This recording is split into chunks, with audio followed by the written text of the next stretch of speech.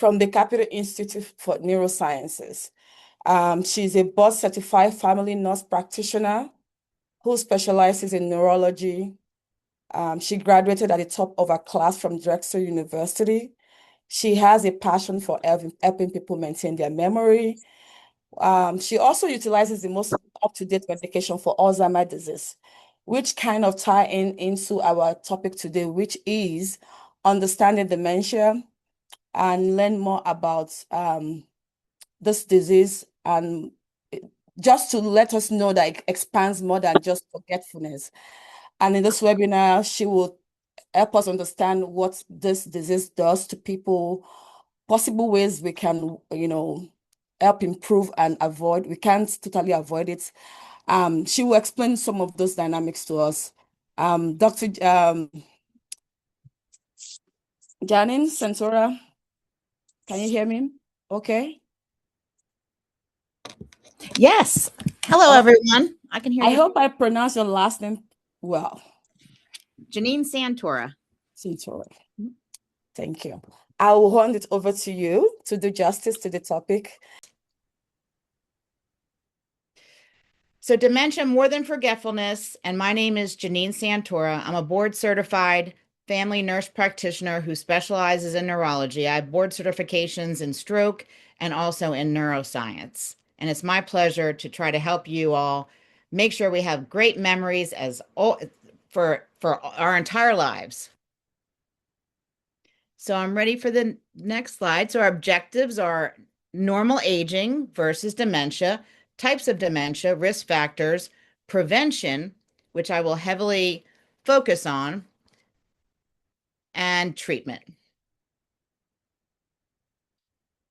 So dementia is a memory loss that's severe enough to interfere with daily life caused by damage to brain cells. So it's more than just your normal forgetfulness. It actually negatively impacts your daily life.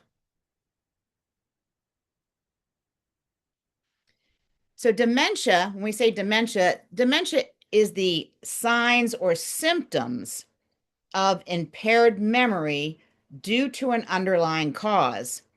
So if my memory is more than just forgetfulness, it's impacting my daily life, then I could be classified as dementia. And then we have to find what's the underlying cause of my dementia. Is it Alzheimer's disease? Is it Lewy body disease? Is it frontal temporal disease? So once you have the diagnosis of dementia, your provider will try to explore what could be causing your dementia, which is the memory loss.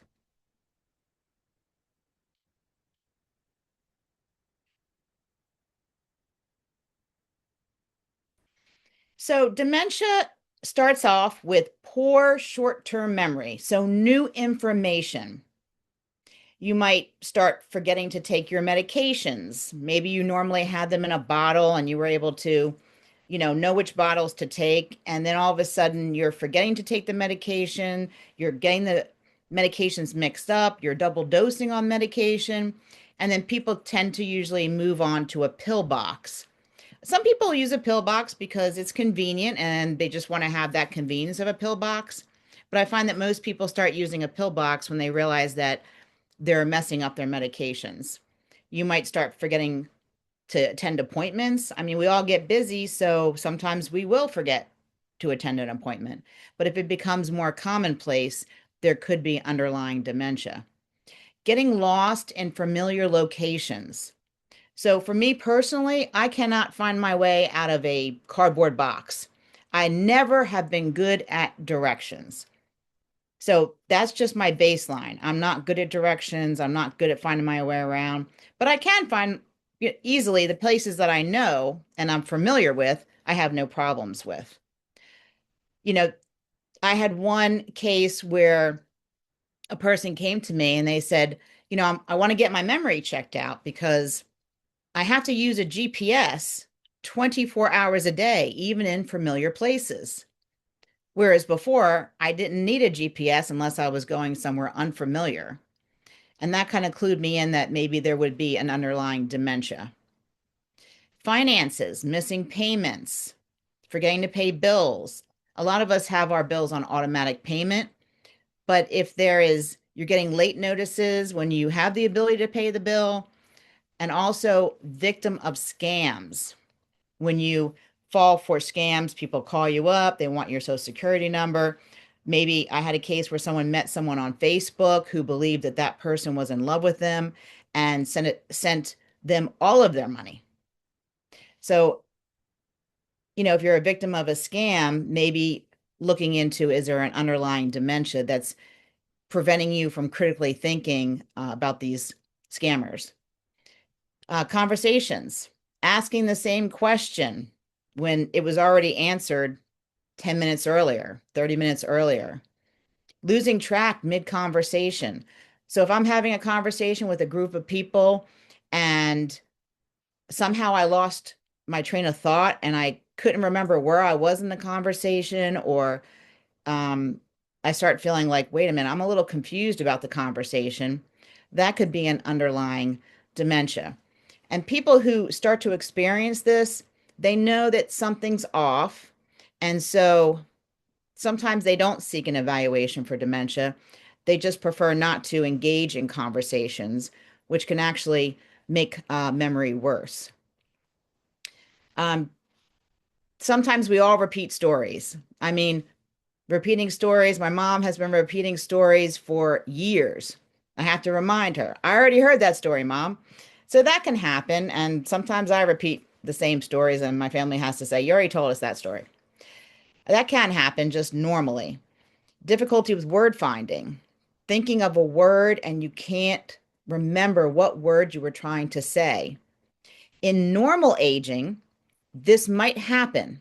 You might forget a word you were thinking of, or a name of someone that you haven't seen for a very long time. But the key difference between normal aging forgetfulness and dementia is it will come back to you later if it's forgetfulness, normal aging. If you have dementia, it might not ever come back to you. You might not ever say, oh, that's the word. Yeah, now I remember. Or that's the actor that I, couldn't remember their name. I haven't seen a movie by them in the last 10 years. It'll come back to you if it's normal aging. Cooking, forgetting familiar recipes, leaving out ingredients on a recipe that you've been cooking for years. And after you're done cooking, leaving the stove on and forgetting to turn it off can be a sign of underlying dementia. Dementia is the decline in mental ability severe enough to interfere with daily life. The most common cause of dementia, the memory loss or memory impairment, is Alzheimer's disease, about 60 to 80%. Alzheimer's disease is a memory loss that is progressive, and people with Alzheimer's disease lose their memories backwards. So right now I'm, 55.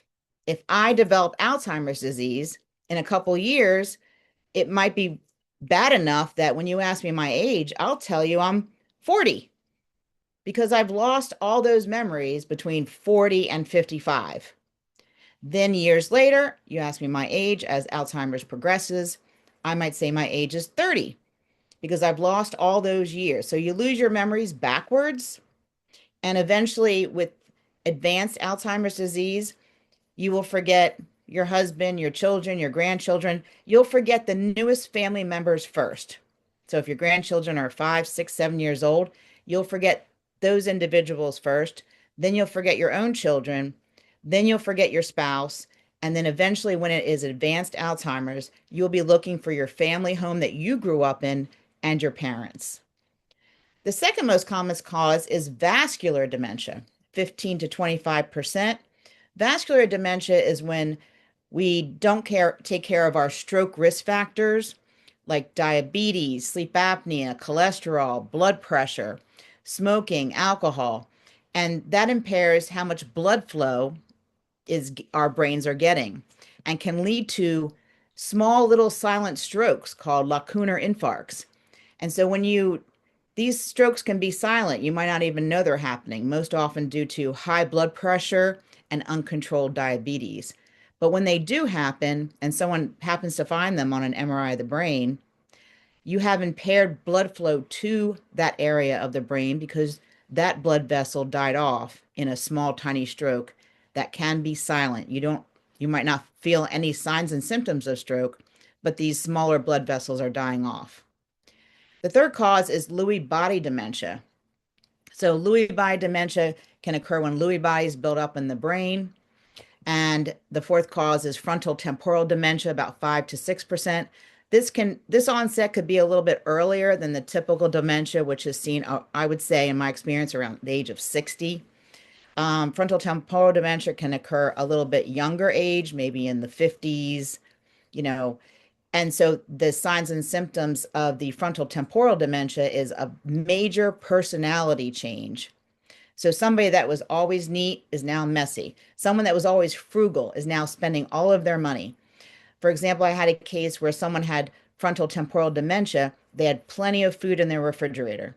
They would go dumpster diving for food. They had plenty of money in their bank account. They started shoplifting. So it's a major personality change. I also wanted to say, going back to the third cause of Lewy body dementia, Lewy body dementia, some of the clues that tell me it's Lewy body dementia, because MRI of the brains can only see so much. Lewy body dementia is when someone has a memory that goes up and down. Some days are good, some days are bad. Same thing with vascular dementia. Sometimes the memory goes up and down. But with Lewy body dementia, people typically will see hallucinations, visual, that they know are not real. It could be animals, bugs, people. They know that these visual hallucinations are not real, and they don't scare the person. So that could be a clue that the visual hallucinations are tied to a possible Lewy body dementia as the underlying cause of their memory loss. And people can have mixed dementia. They can have vascular dementia and Alzheimer's. So you can have a combo of what is causing your memory loss.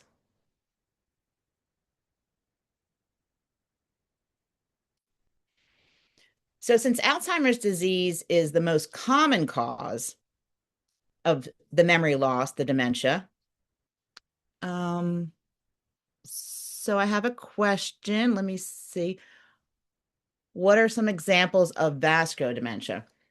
So vascular dementia would be if you have clogged arteries, you have plaque in your carotid arteries, you have plaque and blockages in the arteries of the brain.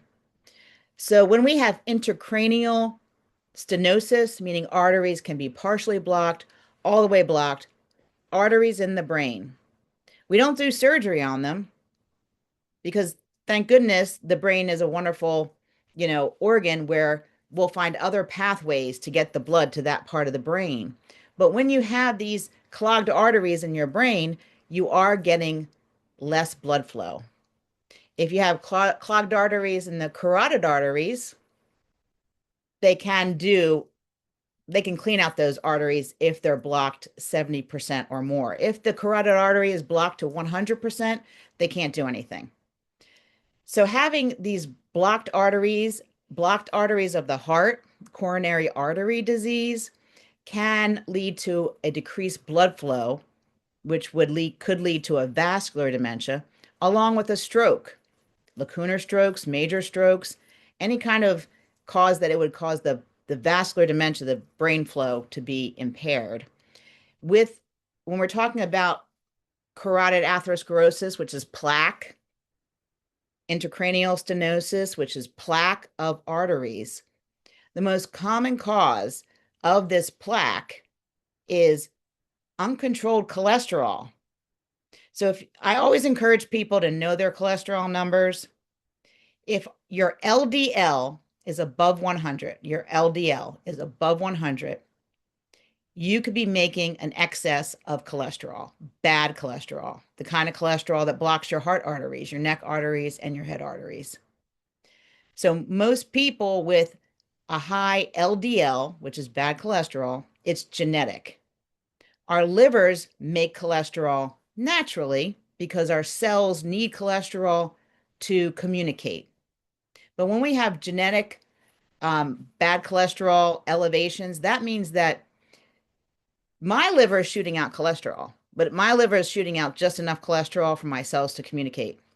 When you have a genetic form of cholesterol, high cholesterol, LDL, your liver is shooting out about 10 times more cholesterol than the body needs. And if it can't get out, it starts clogging arteries. Smoking can also cause plaque to build up in the arteries. Uncontrolled diabetes can also contribute to plaque in the arteries that impair blood flow that can lead to a vascular dementia. I hope that helped explain some of the risks of vascular dementia. Alzheimer's disease is when plaques form inside the brain on neurons, in between neurons. Neurons help us think, figure things out. Neurons help us with memory. But when you have Alzheimer's disease, you have these plaques that kill neurons.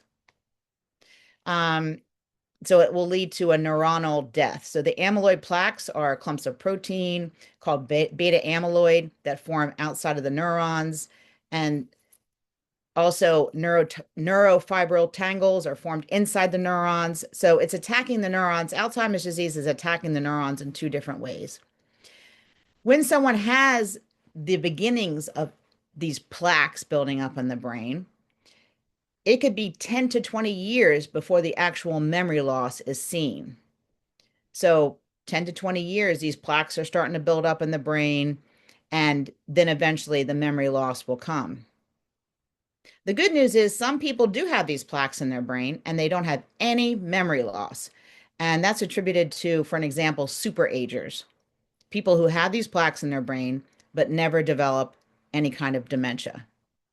I have one case where someone has the plaques in the brain, they don't have the memory loss.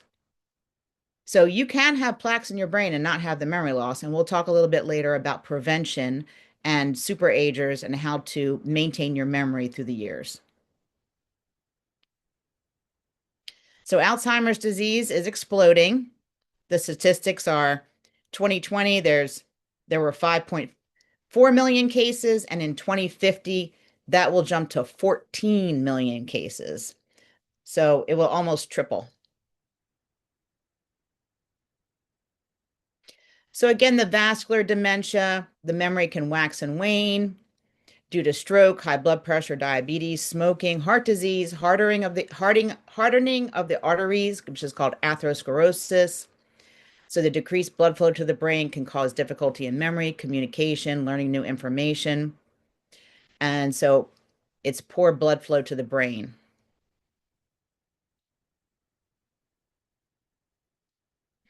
Lewy body dementia presents also with waxing and waning of the memory, good days and bad days, with visual hallucinations that the individual knows is not real and it doesn't scare them.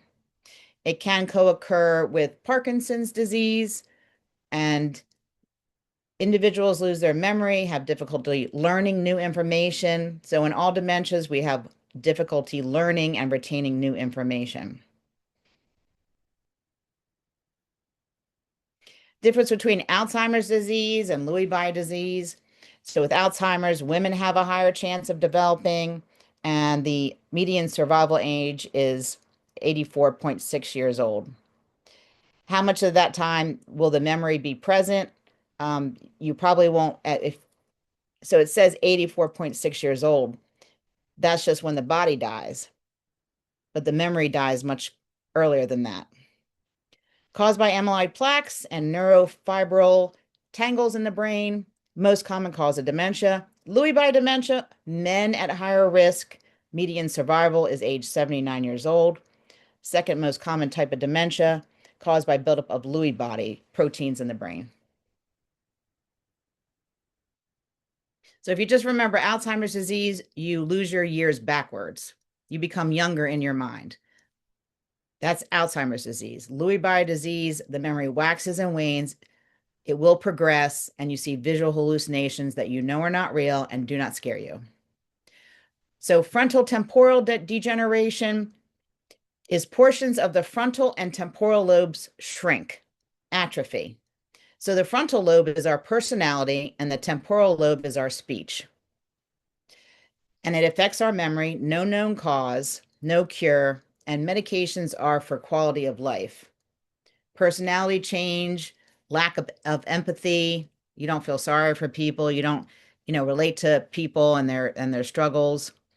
The onset age, like I said, it can be a little bit younger than Alzheimer's or Lewy body disease, and that's age 45 to 64. Expected life, average life expectancy is 10 years after diagnosis. So you might lose speech with this kind of dementia, and your personality changes. If anyone knows, I'm sure we all know who Bruce Willis is. Bruce Willis has this type of dementia. He's lost all his speech.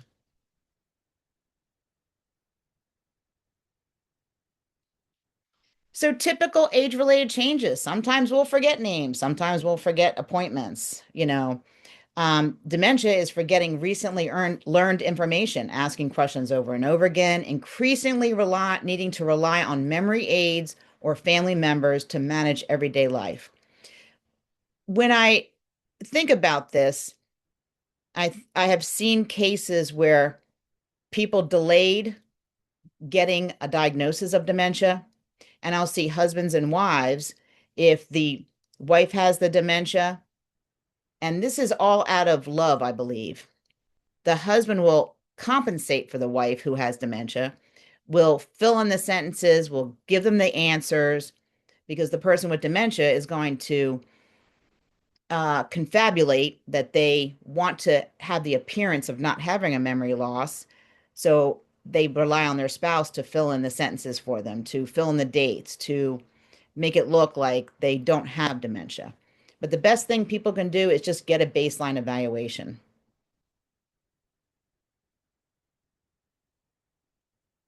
So typical age-related changes, occasionally errors with finances and bills.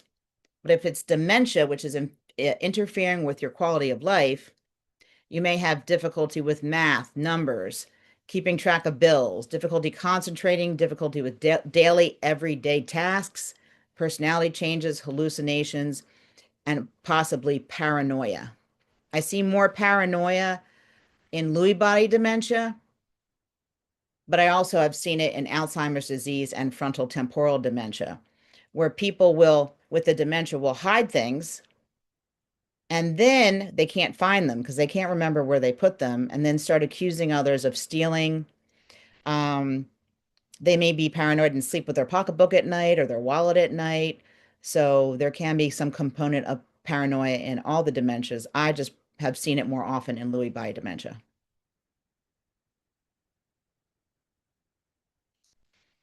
Typical age-related changes, occasionally needing help with the microwave settings. If you get a new microwave and you're not familiar with how to work it, the day of electronics for most people, they might struggle a little bit with new electronics and trying to figure it out. So that can be normal because, it's a new learning skill, which actually I tell people, if you want to preserve your memory, learning new things is a great thing for your memory. Dementia, though, could be difficulty completing familiar tasks, such as doing laundry, forgetting how the washer and dryer actually work. Your washer and dryer that you've had for years, forgetting how to use a phone, dial a number, or use a TV remote that you've had for years.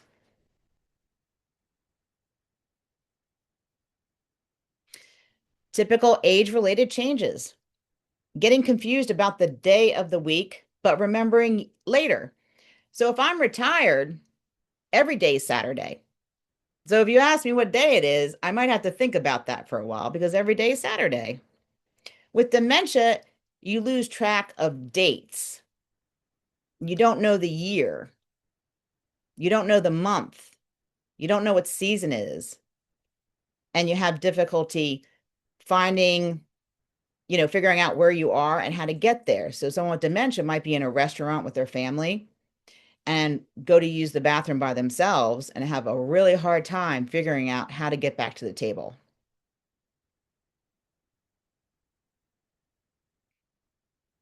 So we have eye-related changes that can occur with typical age-related cataracts, glaucoma, macular degeneration. if you don't control your diabetes, diabetic retinopathy. And so it's always important to maintain follow up with an eye doctor and catch these age-related eye changes early so you don't lose your vision. With dementia, oh, sorry.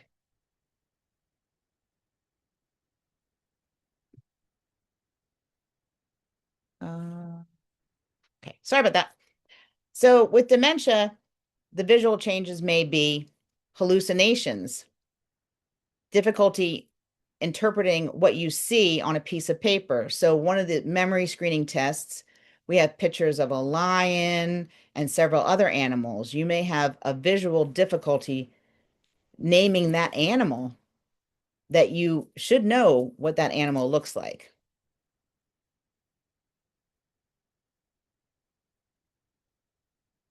So typical age-related changes, sometimes we'll be trying to think of a word that we can't remember. Like what I know that object. What is the name of that object? I can't remember it. But it comes back to you later, and that's normal. With dementia, you may have trouble following or joining a conversation, may stop in the middle of a conversation and have no idea how to continue. You may speak in incomplete sentences that are fragmented, like go to the store. Your sentences become not sentences, they become just partial sentences. One of the memory screening tests that we have, we will ask, give me a sentence with a noun and a verb. And I'll even just let them know, well, a noun is a person, place, or thing, and a verb is an action word. If you can't come up with a full sentence, you will lose points on the memory screening.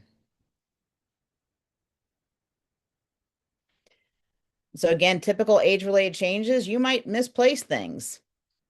Where did I put this? But then you sit and you retrace your steps and then you'll find them. That's normal. Dementia is putting things in unusual places, unable to retrace your steps, and may accuse others of stealing. Typical age-related changes, making a bad decision or a mistake once in a while, like forgetting to change the oil in the car. Dementia is poor judgment. You could become a victim of scams, paying less attention to the grooming and needing reminders to take care of your self-care, bathing, brushing your teeth, and wearing appropriate clothing for the season. So some people with dementia will put on a winter coat when it's summer. So choosing the appropriate clothes that you need could be a sign of dementia if you're unable to do that. I will say with advanced dementia, people may put their bra on over their shirt, or they might put their underwear on over their pants. So that's a sign of dementia. Typical age-related changes, sometimes feeling uninterested in social activities. I don't feel like going to this activity tonight. I'd rather just sit on my couch and, binge watch Netflix. It's okay to once in a while not want to join in socially with people. That's normal. Dementia, you may have a decreased ability to follow a conversation, leading to isolation and withdrawal from social activities out of fear of being embarrassed. So I definitely have cases where people avoid social interaction because they feel like they might be embarrass themselves because they can't keep up with the conversation.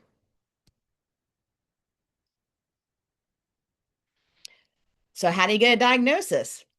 I really advocate for early detection, even if you just want to go and get a baseline evaluation. So if your memory starts to slip more, you'll have something that's baseline to judge off if there's any change. So I do see people once a year just for like a general screening memory evaluation as they get older, just to keep an eye on if the memory starts to fail. So with early detection, you can explore prevention and treatment options and stay independent longer, which includes memory screening tests, such as drawing a clock. So the clock you see here is drawn by someone who has dementia. Blood tests to assess for a reversible cause.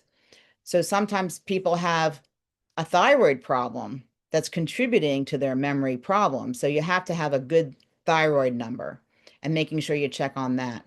vitamin B12. If we're deficient in vitamin B12, we can have worsening memory. So you want to make sure that vitamin B12 levels are good. When we look at the numbers of vitamin B12, and I always encourage people, ask your doctor, what are my numbers? I know you're saying it's good, but I want to know my numbers. I want to know my LDL, bad cholesterol. I want to know my vitamin B12 level. Because some people are, the normal range can be 300, but we as human beings operate better when our vitamin B12 level is between 7 and 800. Brain imaging. So when I do I always do an MRI of the brain because I'm looking for things like small silent strokes, blockages in the arteries. I'm doing it because I'm looking for a brain tumor as well. So fortunately, out of all the MRI of the brains I've done for dementia, a brain tumor has only been found one time. But it's important to make sure there's nothing going on in the brain that could be affecting things. Also, with blood work, I always check for latent syphilis. So if you have syphilis and it hasn't been treated, it can lead to a memory impairment. I also check for HIV because HIV can affect the brain. And I also check for Lyme disease, making sure there's no Lyme disease that's active, which also can affect the brain and memory. So what are the risk factors? Physical activity. I'm sure everyone's heard the saying, if you don't use it, you'll lose it. So staying physically active and moving the body increases the blood flow to the brain, and you want to have good blood flow to the brain. Smoking. Smoking can lead to atherosclerosis of arteries, so you don't want to smoke. Excessive alcohol consumption, excessive. So I have diagnosed people with alcoholic dementia, people who have struggled with alcohol abuse for many years can be diagnosed with alcoholic dementia. And so when we age, our brain naturally shrinks. When you drink a lot of alcohol for a lot of years, the brain shrinks even faster, which can lead to an alcoholic dementia. Air pollution. So toxins in the environment. And as we, move through time, the toxins in the environment are becoming more and more of a problem. It's in the soil, it's in the air, heavy metals, individuals that are living in communities where there's lead in the pipes that are delivering the water to their house. Head injuries. So the more hits you take to your head could lead to the brain shrinking and lead to a dementia called chronic traumatic encephalopathy, which is caused by repeated head hits. So you might see this in football players. You might see it in boxers.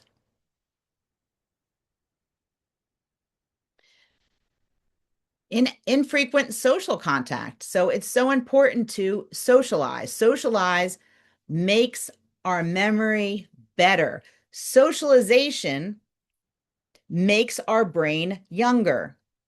Socialization helps establish new neurons. And that's what we want. We want new neurons. Less education. So education is like money in the bank when it comes to memory. They've done studies, the higher the education, the less risk of dementia. So it's kind of like more education is more money in the bank to prevent dementia. But you can always I'm not saying you have to go back to school and get your doctorate or your master's or your bachelor's, but always try to be a forever learner. Take a course at your local community college, learn a new skill, learn how to play an instrument, learn a new language, but you always want to be a forever learner so that you can make new neurons and make your brain younger and prevent dementia. Obesity. So obesity is also a risk factor for dementia. So I tell people, take it one day at a time. A lot of us struggle with our weight, including myself, and every day is a new opportunity for me to avoid sweets. Hypertension. So hypertension is one of the top causes for lacunar infarctions, tiny strokes that might not even be felt by the body. So uncontrolled blood pressure can lead to a vascular dementia if it leads to these tiny strokes. Diabetes, another top cause for lacunar infarctions and strokes. So controlling your diabetes is very important, and diabetes that's uncontrolled can lead to more plaque buildup in your arteries. Depression. So when I'm screening someone for dementia, I always have to ask about depression and actually also, which is not listed on here, anxiety. If we're depressed, we might not be interested in anything anyone has to say. And we're not interested in remembering it either. We're not interested in socializing. If we have anxiety that's not treated, it's harder to remember new information, because when you're anxious, you're operating up here somewhere in the stratosphere. You're not concentrating on what is being said, and it's harder to remember things. So that's why very smart people fail tests, because they sit down to take the test and their anxiety is out of control and they can't remember everything they studied. They don't have dementia when they fail the test. They have such high anxiety they can't remember what they studied. Hearing impairment. If we can't hear what anyone's saying, then we can't remember it. So, making sure you get hearing aids, and if you need them, try to wear them. There's so many people that don't want to wear them, but trying your best to, wear the hearing aids if you need them.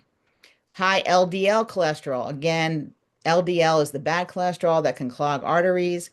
And vision loss. If we can't see things, then it's going to be harder to make the connection between voice, learning, seeing. It's the whole package. So making sure you go to the eye doctor regularly.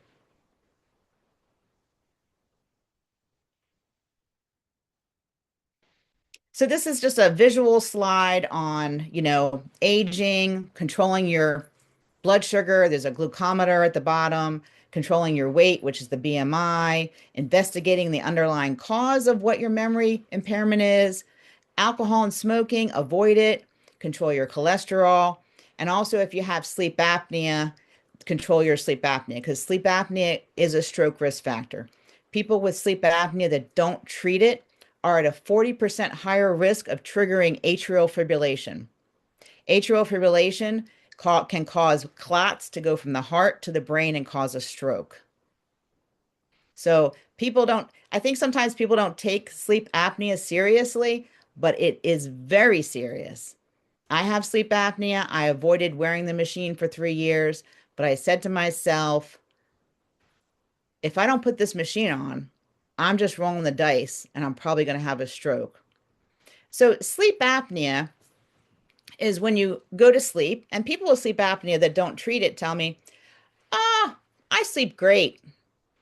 The problem is you might be sleeping great, but with sleep apnea, typically it's when you look in someone's mouth, you say, and you can't see the back of their throat because their tongue is high in their mouth. So if you say, and you can't see the back of your throat, the structures, the opening, you may have sleep apnea. If you snore, you may have sleep apnea.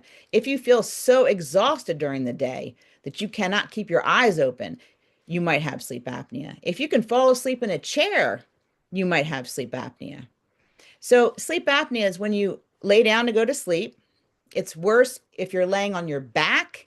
And so that high tongue in the mouth, when you lay down flat, the tongue blocks the airway.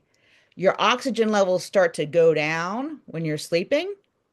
And then the body keeps you in a very light sleep so that they can keep lightly waking you up. You might not realize that you're in this light sleep, but the body is trying to prevent you from dying because your tongue is blocking the airway, which is causing the oxygen levels to go down. So the body is constantly keeping you in a light sleep, so you'll move that tongue away from the back of your throat, and you won't be as relaxed when you're sleeping. So that's sleep apnea in a nutshell. Some other risk factors for sleep apnea: some people have a very thick neck. I don't think I have a thick neck, but you can see a very thick neck and a high tongue in the palate of their mouth, which blocks the airway just by saying ah. And if you want to look it up, it's called the Malapati score. You can just Google Malapati score and it'll show you how the tongue is very high in the mouth. So that's sleep apnea. Dementia, 9 ways to reduce your risk. So I'm very passionate about prevention. So I think that all nurse practitioners, that's how we're trained. We're trained to focus not only on diagnosing and treating disease, but prevention. You see the train going down the wrong track and trying to stop it before it crashes. So you might find that nurse practitioners focus a lot on prevention. 1 in 3 cases of dementia could be prevented by addressing lifestyle factors. So you can reduce your risk just by basically living healthy. Increase education. Just always try to learn new things. You don't have to go back to college and incur $100,000 in debt to get more education. You just learn new things. Physical activity and social contact. Very important. All 3 things to increase to prevent dementia. What you want to decrease is if you're having a hearing problem, then you want to get the hearing aids. You want to make sure you hear what's being said.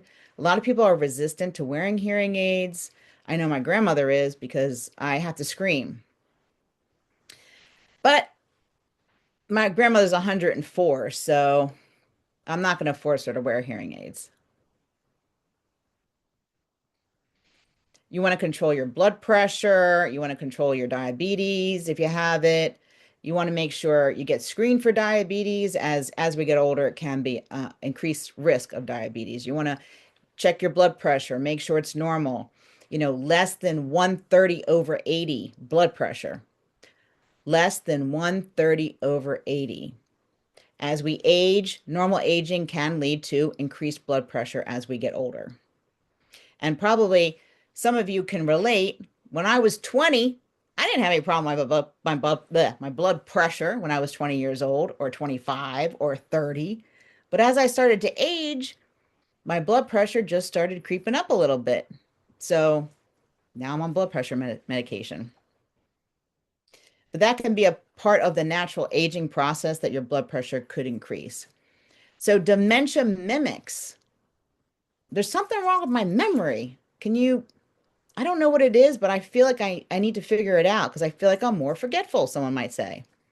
If you have sleep apnea, it can negatively impact your memory and make your memory worse. It'll put you into like a brain fog. So, because you're never getting in the deep sleep. So you want to make sure I screen for sleep apnea, depression and anxiety. Like I said, if you're depressed, you don't really care what anyone's saying. And this is what I tell people about mood. Mental health is just as important as physical health. Just because I can see someone's broken leg, if the bone's sticking out of the skin, depression and anxiety are just as important. I can't see it, but I know it's there by the things that people might express. So it's very important to reduce the stigma of mental health and treat mental health. And I find that nowadays, a lot of people are struggling with mental health after COVID, contributed by COVID, contributed by all the things that we have to, see and hear that are going on in the world. So I always tell people, I don't want you watching the news 8 hours a day because you will become depressed. You will believe that there's no hope in the world. And you want to have positivity also. You want to take in positivity. You want to be around positive people. You want to hear positive things. I woke up this morning. I opened my eyes. I can breathe. I can talk. I can think. I have a roof over my head. I have food that I can eat. That's positive. The sun is still in the sky. That's positive. That's right. That's right. It's your health is wealth. That's right. There's a lot of possible things we can be grateful for every day. Absolutely. Absolutely. So prevention and treatment. Everyone wants to preserve their memory. So you want to look after your heart, you want to be active, you want to follow a healthy diet, you want to challenge your brain. So when we talk about challenging your brain, this is what I tell people. For a lifestyle intervention, particularly if you're retired. So if you're still working, you are mentally challenging yourself every day at work. Once you retire, you have to maintain that momentum. So I tell people you have to do cognitive stimulating activities 1 hour every day when you're retired, 1 hour. You got to make the time for it. Many people tell me they didn't do it, they didn't have the time for it. If you want to preserve your memory and make new brain cells and prevent dementia, 1 hour a day of cognitive stimulating activities. Find something you like. If you like math, I don't like math, but if you like math problems, crossword, word find, any kind of Wordle, Sudoku, you can download apps on your phone. And we spend a lot of time in life waiting. While you're waiting for something, an appointment, you're waiting for anything. You were waiting for this Zoom meeting. You can do your 1 hour, squeeze in 15 minutes here and there and get your 1 hour a day. But it is so imperative once you retire to do 1 hour every day of cognitive stimulating activity, learning new skills, anything to keep your brain young.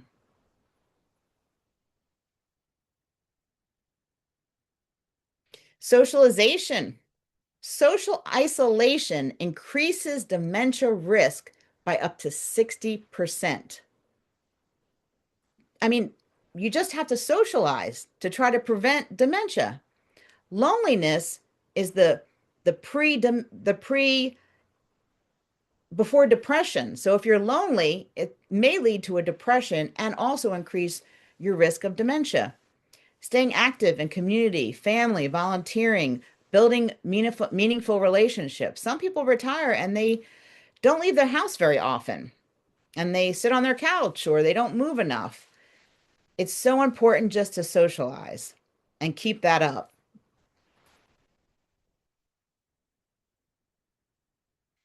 This is just a photo about exercising. Anything's exercise. Like sometimes I'll meet people who are disabled, they're in a wheelchair, and they say, "How am I going to exercise?" I said, "Well, on YouTube, it's free. Look up chair exercises, and you can exercise right in your chair. And if you can't get up and stand on your feet, you can still exercise and find a free video on YouTube on chair exercises. So just movement. Eating healthy. This is a picture of very healthy foods, fresh foods. Fresh is better. That's correct. Thankfully, our community eats fresh food. Excellent. We have a question. I don't know if you want to take it at the end, but I can take it now.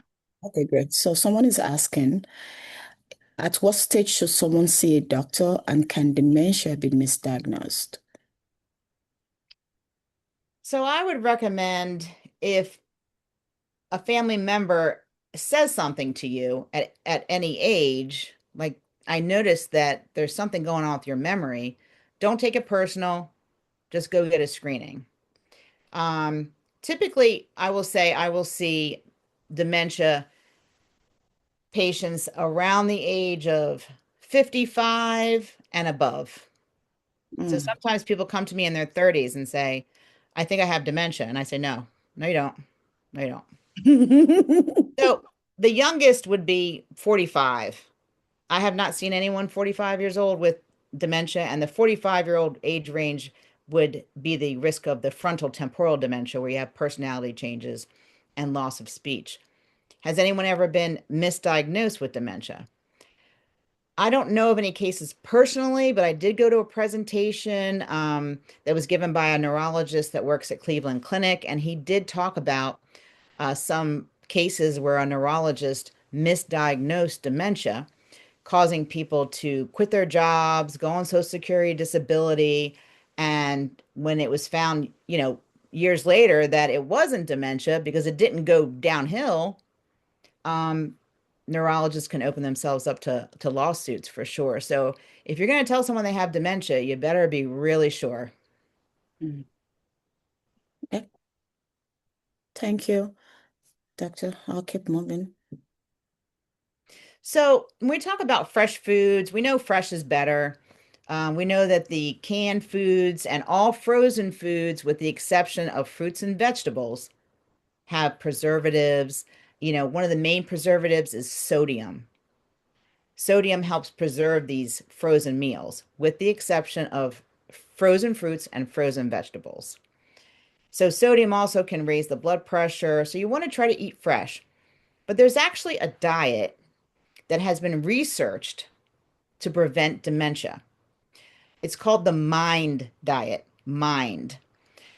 The research shows that if you can follow this diet closely, you can reduce your risk of Alzheimer's disease by 53%. That's significant. Now, sometimes it's hard. I know it's hard for me. I see a sweet, they have cupcakes at the office. Like my self-control can be poor at times. But you want to eat at least 3 servings of whole grain each day.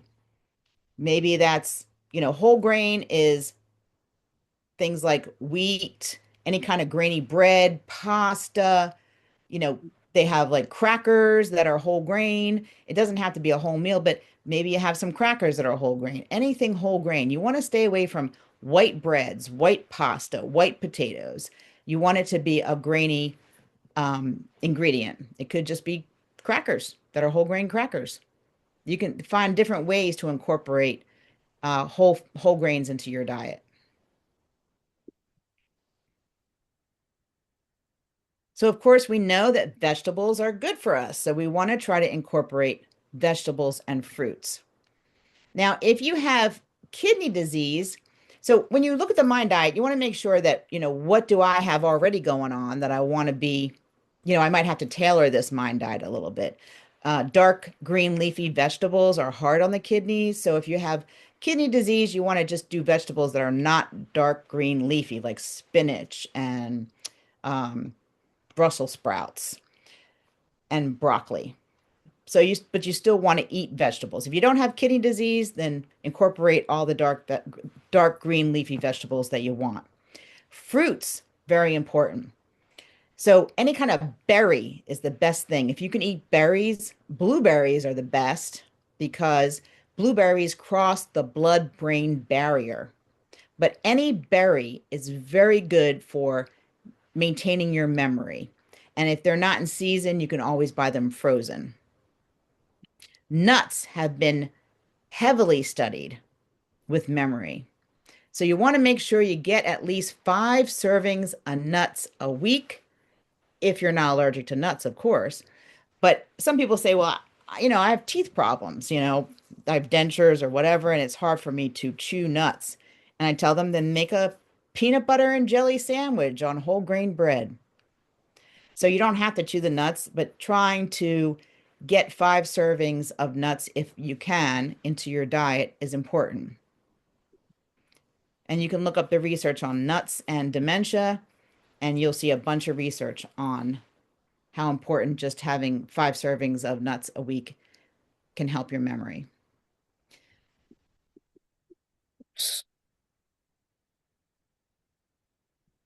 And you can look up the MIND diet and see more recommendations online. But I will say the one thing that I tell people is there's a recommendation on there to drink 1 glass of red wine daily. I do not tell anyone to drink alcohol, but you can replace that recommendation with red grape juice. Now, if you have diabetes or a problem with your blood sugar, you want to be careful with the sugar content of red grape juice. But you can also replace the recommendation for 1 glass of red wine a night with a handful of red grapes. So you don't have to drink alcohol. You can do the red grape juice or a handful of red grapes every night. The thing that I see people get upset about with the MIND diet is things you have to reduce in your diet. Cheese, 1 serving or less, meaning no cheese, a week. So cheese, they've studied, it has ill effects on the brain when it comes to memory. And a lot of people get upset about that. I don't really like a lot of cheeses, so I'm good. But cheese can have bad effects on the brain. And we all know that takeout food and red meats are bad for us. So these are just general things we already know. When it comes to exercise, you should aim for 150 minutes a week. You can break it up, you can take a walk, you can work out with light weights, you can do yoga, you can do light exercises, something to get that blood flow moving. Doctor, sorry to interrupt you. When you say red meat, can you clarify to the community what an example of that it will be and what kind of replacements can they use instead of the red meat? Because that can sometimes be misinterpreted. So when we talk about red meats, you can still have red meats, but you don't want to be eating hamburgers every night, meatballs, steak, those kind of red meats. So So cow. cow, exactly, cow. Okay. So good replacements would be goats, chicken. Yeah, goats, chicken, but not the red meats, which are the cow. Okay, got it. Thank you. You're welcome. Fish. Fish is good. Fish is definitely Yeah. recommended on the MIND diet to incorporate fish and chicken. Crabs. We love crab in our community. Crab's great. Eat crabs instead of a steak. Shrimp. Any kind of fish is good for the brain. Some fishes are higher in cholesterol, like shrimp. So, you know, no one's going to be perfect, but if you try to follow the diet as closely as you can, that'll be one more thing that'll help you prevent dementia. Yep. And have things in moderation, in little That's sevens. right. Things in moderation. My grandmother is 104 years old. Her memory has gone downhill a little bit, but she had great, perfect memory until 96 years old. Wow. She was always active. She was always doing something. And on Wow. the MIND diet, it says you can have 5 servings or less a week of sweets. Now, depending on if you have diabetes, you have to watch your sugars. But I can tell you, my grandmother, when I was just like 10 years old, I would see her every night eat a small piece of Dove dark chocolate. And of course, as a child, I'm like jealous. Like, why do you get to eat chocolate every night? And she would tell us that dark chocolate has a lot of health benefits. So I Mm, don't know if that's part of her success of living past 100 years old, but she also had a very calm personality and didn't get really aggravated very easily. mm. Preston. Oh, wait, did I miss? Okay, I think we finished this. Yep, exercise can reduce the risk of dementia by 30 to 50%. Lack of socialization increases the risk of dementia by 60%. So you want to socialize, and also in review, the MIND diet can reduce the risk of Alzheimer's disease by up to 53%. So when they take a look at super agers, I don't know if anyone's heard this term before. These are people that are still living independent and driving into their 90s. Mm, So super agers, they are still trying to study super agers. What are they doing that's correct? Super agers can have the hallmarks of Alzheimer's disease, the ApoE4 gene. So Alzheimer's can be if you have family members with Alzheimer's, you can be at increased risk for developing Alzheimer's disease. And so when we talk about the genes, the ApoE4 genes, you could have no genes, you could have one gene, or you could have two genes. So if you have two genes, that means you inherited one from your mother and one from your father. This does put you at an increased risk of developing Alzheimer's disease. Superagers have those genes, and superagers also have the amyloid plaques in their brain that are seen with Alzheimer's disease, but they have no memory loss. They have no dementia. They're still driving around, living independently into their 90s. Superagers remain physically active, socially active, eat healthy, and engage in cognitive stimulating activities.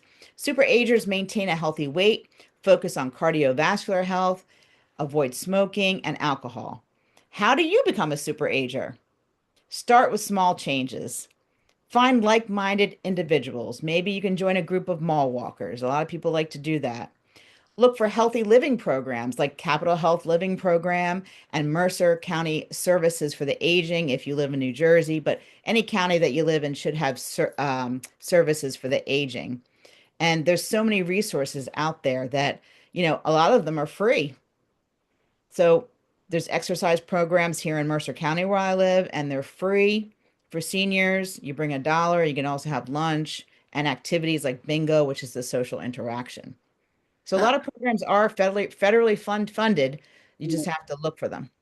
I just want to quickly add that there are other also avenues of getting those programs, the local libraries. For sure, we have some programs on exercising and, book clubs, other things that can bring the communities together. And also there is YMCA,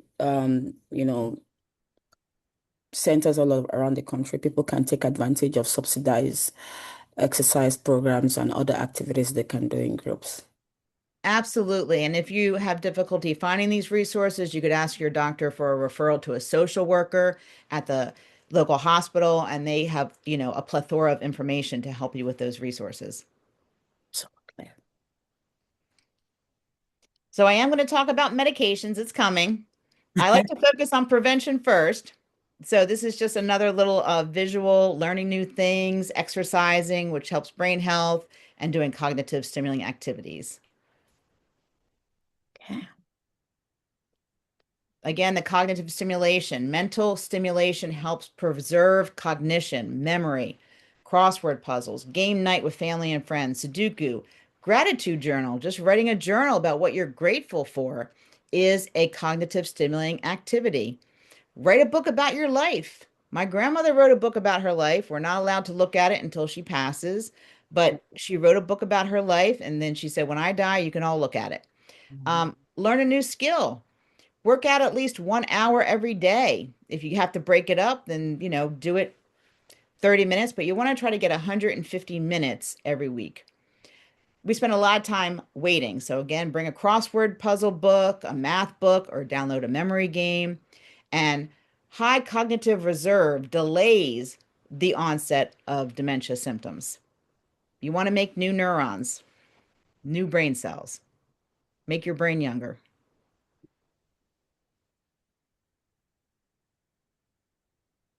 There is a question, doctor.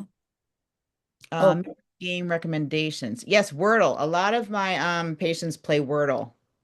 yeah, that's actually not the question. There's someone asking if there are medications that can help manage the symptoms or slow the progression of dementia. Yes, there are, and that part is coming up shortly. Okay. So gut health has also been studied. So when you have an unhealthy gut, so the gut-brain axis, they call it. So if our gut is unhealthy, the toxins can actually leak out, not the actual poop, but the toxins from the bowels can leak out into the bloodstream and trigger disease. So there's a lot of gut health. So I just wanted to touch on that briefly. It can increase the risk of Alzheimer's disease, Parkinson's disease, Huntington's disease, psychiatric disorders such as anxiety, autoimmune disorders, and neurodevelopmental disorders. About 70 to 80% of the body's human cells are located in the GI tract. Dysbiosis is the imbalance of types of microflora in the gut, causing the toxins to leak into the bloodstream. Causes of this are westernized diet, antibiotics, chronic stress, infections, and poor oral health. So I do recommend to my patients that are concerned about their memory to start a probiotic or a prebiotic for gut health to maintain a healthy gut.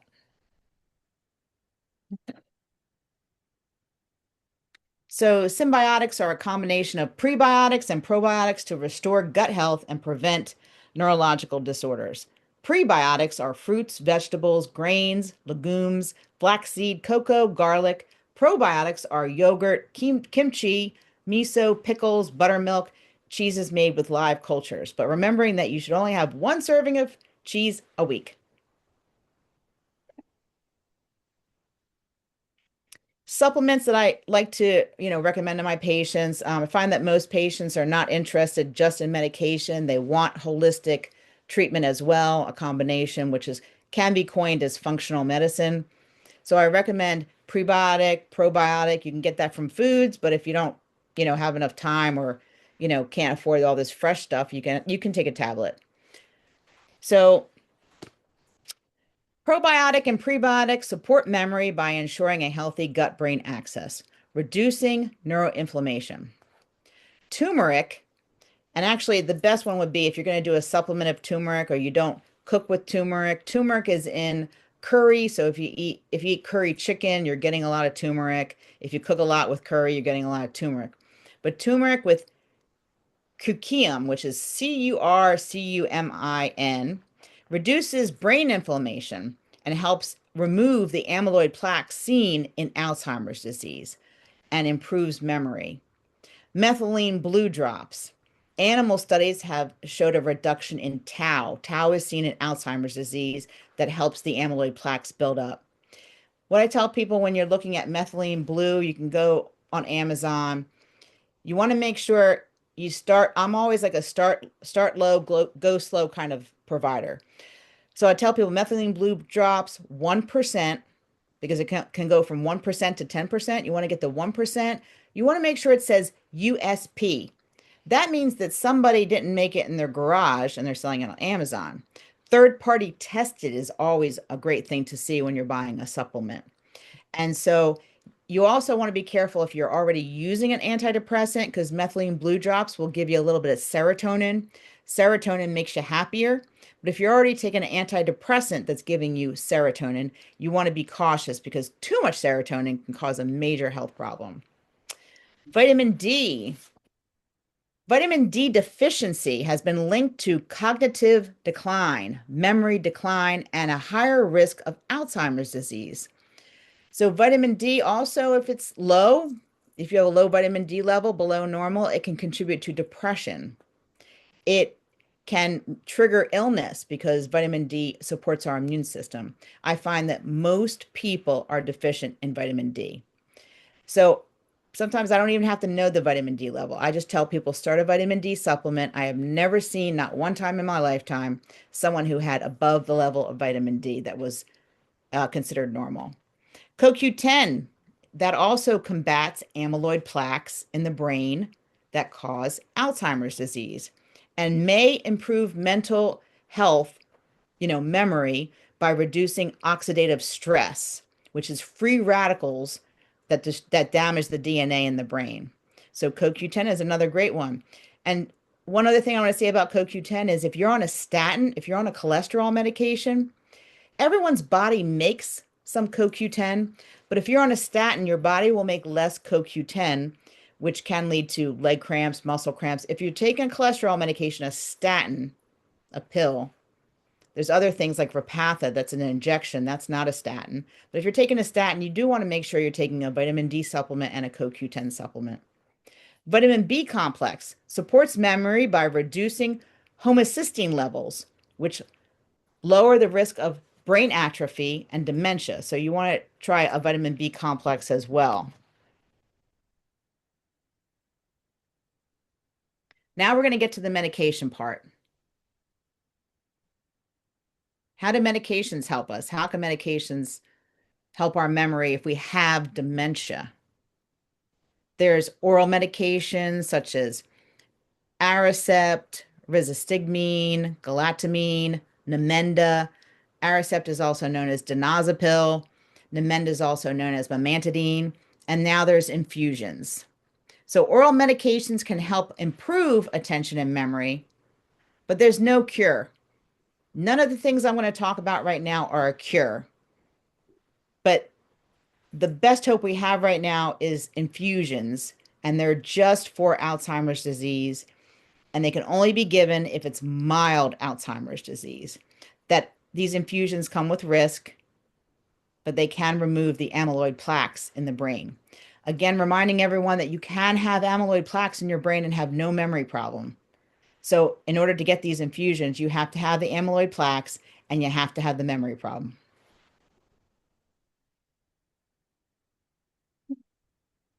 So the infusions are a group of medications called a monoclonal antibody infusions. And there's many medications on the market that are in this class for different disease processes. There's two monoclonal antibody infusions on the market right now. Leqembi, which has showed positive results of slowing Alzheimer's disease. At 18 months, showed a 27% slowing of cognitive and functional decline and reduction of p-tau 181, which contributes to the plaques. At 36 months, it showed a decline in a slowing of the functional decline by 37%. Kisunla, also at 18 months, showed a 37% slowing of cognitive decline and function. These infusions, I do infuse these infusions, and I have to be very careful because they come with a lot of risk. Risks are area H. What is area H? That's hemorrhaging in the brain. That can lead to death. Area E, which is brain edema. So H for hemorrhage and E for edema. Brain swelling, which can also lead to death. Only individuals with mild cognitive impairment or mild dementia due to Alzheimer's disease are eligible for this treatment. What I can say is sometimes it's more challenging because people don't come to the doctor and get a screening very often when they know something's going wrong. But it's important for you to get that screening because if you think that you would want to have this medication, these infusions, Leqembi or Kisunla, you have to catch the memory impairment early. But I have seen great results with these infusions. I have someone that's been on it right when it was approved on the market about 2 years ago. They've been on it and they actually have an improvement in their memory. I know that the label says it's a slowing of, cognitive decline, but in my experience, I've seen actually most of my patients that are getting the infusion, I've seen an improvement.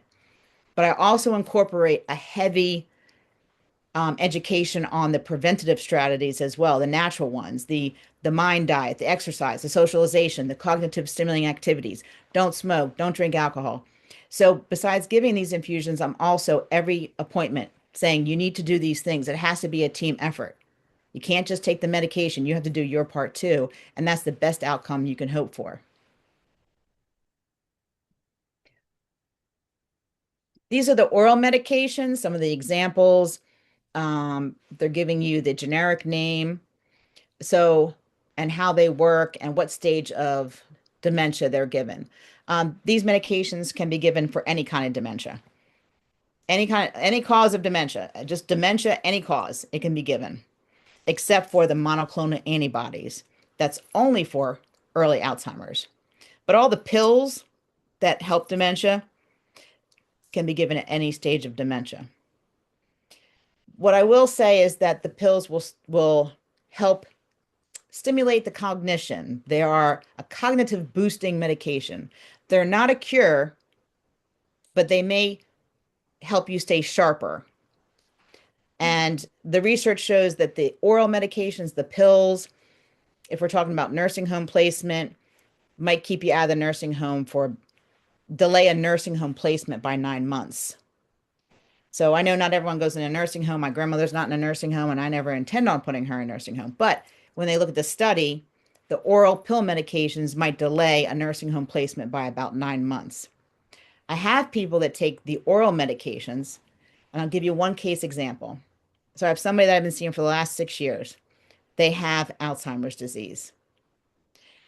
They are not qualified for the monoclonal antibodies. And, 6 years ago, they weren't even available, these infusions.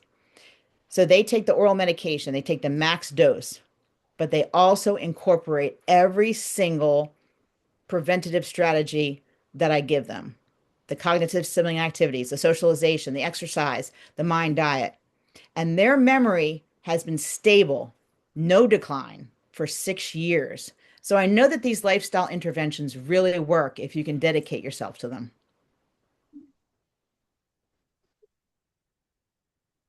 The take-home message, it's never too early or too late to invest in brain health. Small, consistent changes matter. Empower others through education and example. Share your information, share the things you've learned today, and help someone else help themselves as well. That's it. Ooh, that was awesome. We made it through. Ah, that's so Good information. extremely good information. Thank you so much, Dr. Janine. You've been amazingly patient. We had some hurdles, we overcame it. It's worth the wait. Like I said, the community stayed on, so I'm sure they learned one thing or two. So I quickly want to open it up to the community. If you have specific questions, concerns, stories that you just want to clarify, now is your time. Please unmute and go ahead and ask Dr. Janine.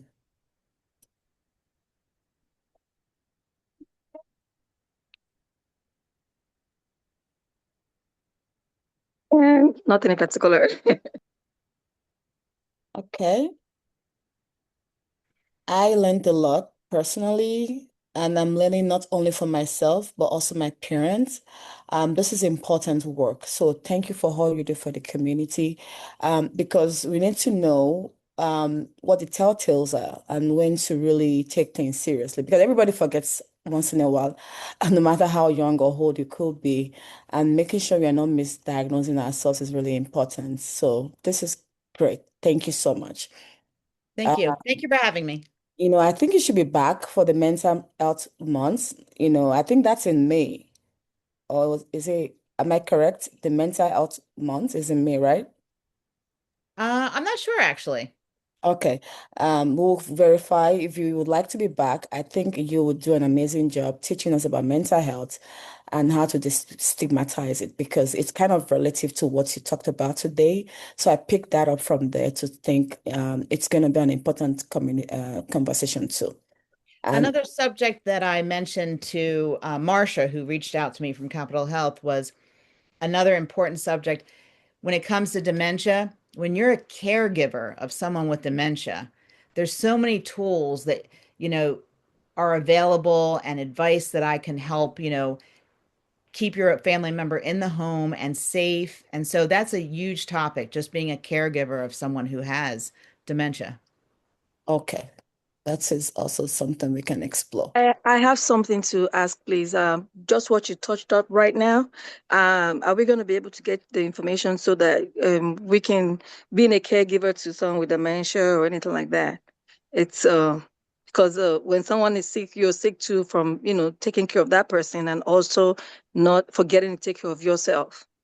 So it's Yes, really important. I did offer to do a presentation on that in the future, but you're absolutely correct. So caregivers will, and this has been researched and studied, caregivers will be so busy taking care of their loved one that they'll let their own health go, and they themselves will start having health problems. That is great. Doctor, could you share your contacts if you don't mind, like your office contacts, your phone number if people want to reach you? That would be great. Some people may want to ask their questions offline. If you can share your email as well, that would be great. Thank you. Anyone's more than welcome to have my slides, share it with other people. Yes, this is being recorded and we will share everything with the community. It's so valuable. They've been asking already in the chat. So you'll definitely be back with Yes, more topic. certainly. And I want to introduce the president of the organization, Dr. Lola Ogbara Alogba. She's a medical doctor herself from Chicago. I think she wants to come on to say a word or two to you. Okay. Dr. Lola, can you hear me? Hello, good afternoon. Hello. How are you? Wonderful. How are you? I'm good, I'm good. Thank you so much for the presentation. You said so many wonderful things. One of the things that actually really sparked something in my head, and I was so glad that you brought it up, was supplementation. Many patients forget, but some primary care physicians also forget to tell their patients that when you're on certain medications, you don't have all of these supplements, the CoQ it's not being, a lot of people forget. And we have so many patients that are not on it and they're on statins. So that was something that you said and it hit home, and I'm glad you really did bring that up. Hopefully it resonates somebody here that's on a statin and it's not on a CoQ or vitamin D to get on it immediately. I always recommend everybody to get on vitamin D because it can't hurt. Exactly. And, even if you have a little extra, as you know, a little vitamin B12 too much, you just pee it out. So there's no concern. Exactly. Yep. I always try to send these supplements to the pharmacy because sometimes they are covered by insurance, but I tell people I'm going to send it to the pharmacy. If you go to pick it up and they tell you have to pay cash out of pocket, then just tell them, never mind, I'm going to get it all off the shelf over here. Yes, definitely. Thank you. Thank you so much. I hope to see you back again. It'd be my pleasure. Thank you. Have a great day, everyone. Thank you so much. We have an email in the chat, so feel free to grab our email if you have additional questions. With that, I'll leave you to enjoy the rest of your afternoon and your weekend. Thank you, Doctor. Have a good day, everybody. Bye. Bye. Thank you. you. Bye-bye. Bye-bye.